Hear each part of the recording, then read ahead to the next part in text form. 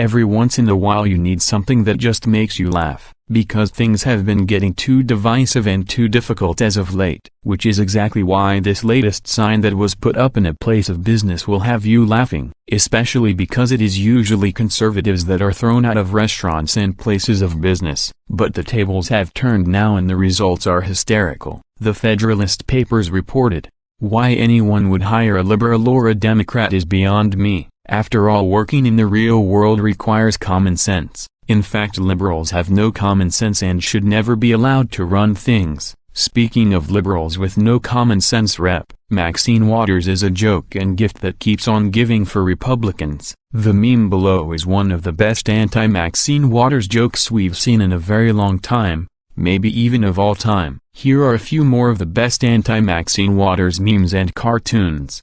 What do you think? Is Maxine Waters the dumbest member of Congress, or is there someone dumber? Speaking of Mad Maxine, from Fox News, a New York man nearly ran over a campaign volunteer at a Long Island congressman's re-election headquarters Friday after threatening to kill supporters of the lawmaker and President Donald Trump, police said. Martin Astroff, 75, was arrested outside his home shortly afterward and charged with making a terroristic threat and second-degree reckless endangerment, Fox 5 New York reported. Astroff had driven to the Neskinset, N.Y. campaign office of U.S. Rep. Lee Zeldin, and become irate with a campaign worker and threatened to kill him and Trump supporters, police said. Authorities said that after making the threats, Astroff backed his car up in an aggressive manner, nearly striking the worker before driving home. Zeldin condemned Astroff's actions, tweeting that political scores are settled at the ballot box,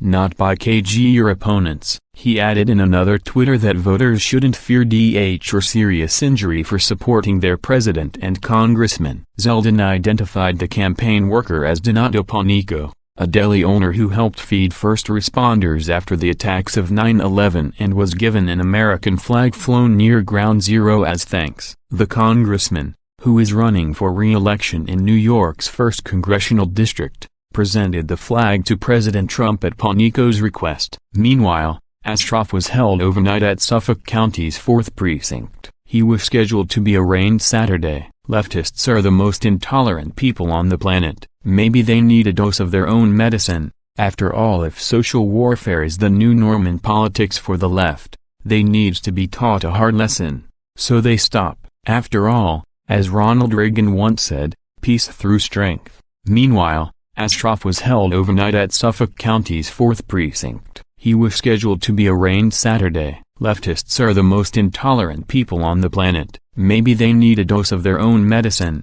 After all, if social warfare is the new norm in politics for the left, they need to be taught a hard lesson, so they stop. After all, as Ronald Reagan once said, peace through strength. Now that the phrase total social warfare has been coined, it's time for us to admit that this genie isn't going to be put back in the bottle. Who would be the influencing agents on the left available to bring such forces to heel? The Washington Post editorial board made a half-hearted effort at throwing a red flag this weekend. But while they claim that Sanders and company should be allowed to eat in peace, they pepper the argument with so many mealy-mouthed apologies, explaining why they totally get why you would want to attack these people during private time, that it doesn't come off as much of an admonishment. The same goes for cable news outlets where liberals are saying, of course we don't condone this, but immediately going on to explain why it's completely understandable. Conservatives don't play the same kinds of intimidation games as the left, but they need to know their tactics will be met with resistance. As a former president once said, you should always bring a GN to a knife fight, just in case. Surely liberals are going to get all bent out of shape over this, when in reality it is just a joke, a hysterical joke nonetheless. But in today's day and age and political climate, you cannot make those types of jokes anymore. When President Trump said we are going to make America great again, surely bringing back comedy was part of that equation. Since Republicans are in power, Democrats are just going to have to get over it.